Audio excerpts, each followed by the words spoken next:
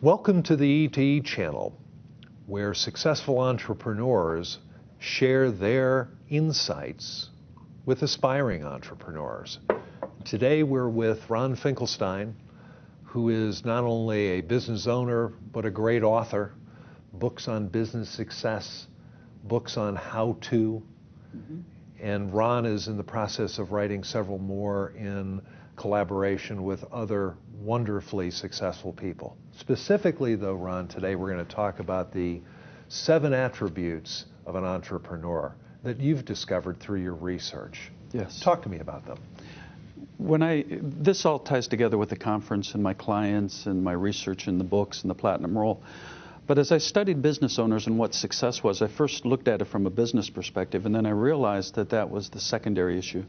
That what drives behavior, what drives success is the behavior of the business owner. And I found that there's 7 things that every successful person does, and it's non-negotiable. And it's really simple. The first one is they take ownership. You can't change anything unless you take ownership for it. Ownership is a big part of it. The second one is there needs to be a focus on results. Too many times we do things because we're transaction driven, picking up the phone or whatever. But successful people know what results they're after, and they implement behaviors to get those results. They also understand that their success is very dependent on the people they work with, the people that they employ, their success with developing great customer relations or customer service. So they're people focused. They understand the aspect about people. Another one that's a little more intangible is they're persistent. They know that when they do their plan, that the plan is just a plan. And you've got to be persistent and understand that you've got to get around those barriers that you didn't or even couldn't foresee. The other thing that I thought was real interesting is that they're selfish. And I define selfishness a little bit differently. I define it as intelligent self-interest. What do I need to do to get the results that I need to get to be successful? And they really are very careful about who they get involved with, the activities they take on, unless they can see how it takes them towards their goal. And the other one is that they're focused. They never take their eye off the ball. They really know where they want to go, and they keep that there. And I think, the most important one for last is discipline. You can have all those 6 things, but unless you're disciplined about making them happen, they're senseless. And you got to get out of bed first thing in the morning, early. Oh, you got to get out of bed first. We'll work on early as we go along. But they're disciplined. They really have their plan, and their plan drives those 7 behaviors because they know where they're going. They know what they need to do. They understand because they know where they're going, they can stay focused and persistent. And really good, successful people understand that if something goes wrong in their business, it's their problem. If something part of the ownership. That's the ownership, absolutely. If it doesn't go, if it goes right, they're very good about giving credit where credit is due because they know that their success is so dependent on the work that other people have done. You know, we're talking about entrepreneurs here, the 7 attributes for a successful entrepreneur, but don't these also equate into being a successful manager, a successful husband, wife, Yes. and human being? Yeah, and that's part of what I struggle with. We'll leave politicians out. We'll leave them out. That's a good idea. And that's part of what I struggle with, because when I talk about these, people would say, well, that applies to being a business owner too. Yeah, it sure does, because you can drive those behaviors through your business.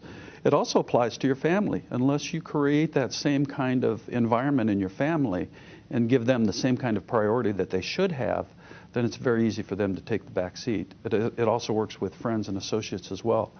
So this applies to business owners, but also just to be a successful person. Attributes sometimes can come in very small measure, sometimes in the right measure, and sometimes can go overboard. That's right.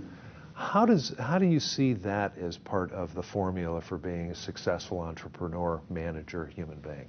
Well, as with every human being, sometimes what is a very good trait, if carried to an extreme, now becomes a real problem.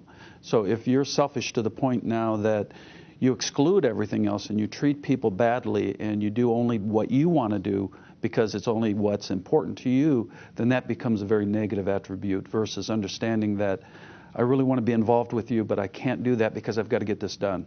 And I'll give you an example. I had a gentleman who I used to meet with monthly just to maintain a relationship, and he called me up and it was time for a meeting, and I said, for the next 6 weeks, I am just booked. Can we put it off? I really have got to get this project done. And he said, sure. And that was 3 years ago. He hasn't returned my call since. Okay. Because I was real clear on what I needed to get done, but apparently it offended him in the sense that I didn't drop everything and have that meeting. So, you know, there's both sides. There's danger to these attributes. If they're carried to the extreme, they can cause as much harm as they do anything else. Now, you spend a lot of time coaching aspiring entrepreneurs, I do. Entrepreneurs, business managers who have achieved a certain level and maybe can't go beyond that without someone's help, like a small business success expert like yourself. Mm-hmm. How could an entrepreneur or business manager recognize when they have, let's say, hit that ceiling? A lot of them know intuitively. They're not getting the results they want. They don't understand why their employees aren't doing what they should be doing. They look at their life in general and they feel like they've lost control. They don't have the discipline, or the biggest issue is that a lot of them as entrepreneurs did what they needed to do to be successful, and they did everything. As the business matures, they don't know how to let go. They don't know how to trust. They don't know how to get the other people involved so that they can continue to grow as a person and grow their business by working on more of the strategy than the more of the tactics. Do you see application in these 7 attributes changing in their application through phase 1, 2, and 3 of a company development?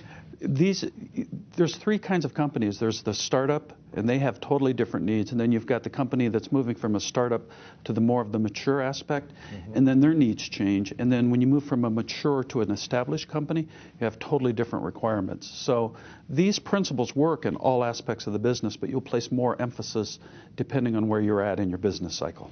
In phase 1, the startup, it's, you know, the entrepreneur, he's going out there, you know, ride 'em cowboy. Right. What kind of attributes is he putting, or she, putting at the forefront in that startup phase?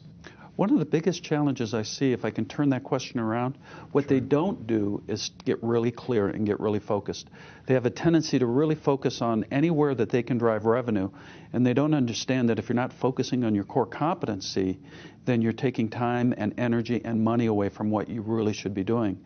So they have a tendency to move away from their core competencies, and as a result, they wake up one day and they're nowhere near where they thought they were going to be, because they lose focus and they don't have the discipline to focus on the plan. Is this where you see an advisory board being of tremendous value to that startup entrepreneur? Every successful company, every successful business owner that I have worked with had advisors, advisory boards, people that they could trust to go to get objective feedback. And what they're looking for is someone to be straight up and honest with them. And they can't use their employees because the employees are afraid that the changes are going to occur and they don't know who to trust. So an advisory board, trusted advisor, a coach, a mentor, even somebody that you can have coffee with once a month just to kick around issues is a good first step. And do you find that most startup entrepreneurs ignore that? They do. They do. They have a tendency to think, entrepreneurs are very confident people typically, so they think because they can handle anything, they can do anything. The learning curve from being an employee to go to an entrepreneur is absolutely phenomenal. It's staggering because now you're not just an engineer, but you've got to learn to develop business and do customer service and do back office applications and do all that while you're still trying to raise your family or create relationships. They don't understand it. They have a tendency to be way too microscopic in what they think an entrepreneur is all about. A Job Near Home certainly is going to capitalize on these 7 attributes of a successful entrepreneur and sharing them with our visitors. And we're going to have many, many more webisodes on this, and hopefully you will come back and help us with that, Ron. Oh, I'd love to do that. It's always an honor to be with you. Let me ask you 2 things. Leave us with a quote that people can use in the back of their mind, think about, bring to the forefront when they're successful as an entrepreneur or when they're having trouble, and then leave our viewers with one thought about what they ought to be doing early in the stages of being an entrepreneur. Quote first, early stages second. The quote, Albert Einstein, doing the same thing and expecting different results is the definition of insanity. If you're not getting the results you want, you got to understand that you've got to change something. To be an entrepreneur, to answer your last question, to be an entrepreneur, you better be passionate about what you're doing, because you're going to hit obstacles and barriers you never thought you would see, and it's your passion and your commitment that's going to carry you through the tough times. That's when people quit. And you've got to take action on that passion. And you've got to take action, absolutely. Thank you. My pleasure. And thank you for visiting with us today.